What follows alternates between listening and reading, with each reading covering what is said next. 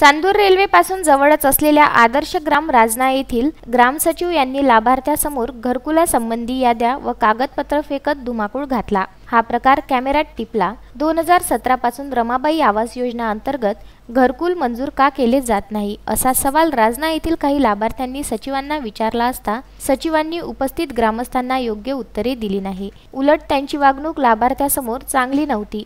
कलम 144 अंतर्गत तुमच्यावर गुन्हा दाखल करू असे सचिवांनी म्हटल्याचा आरोप लाभार्थ्यांनी गटविकास अधिकाऱ्यांना दिलेल्या तक्रारीत केला आहे। कागदपत्रे फेकली या प्रकरणी कारवाई व्हावी अशी मागणी त्यांनी केली।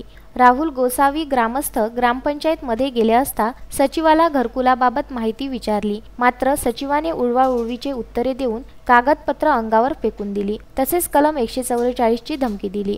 याबाबत त्यांनी तक्रार केली आहे। Bandu Athawale, Vidarbha news, Chandur railway.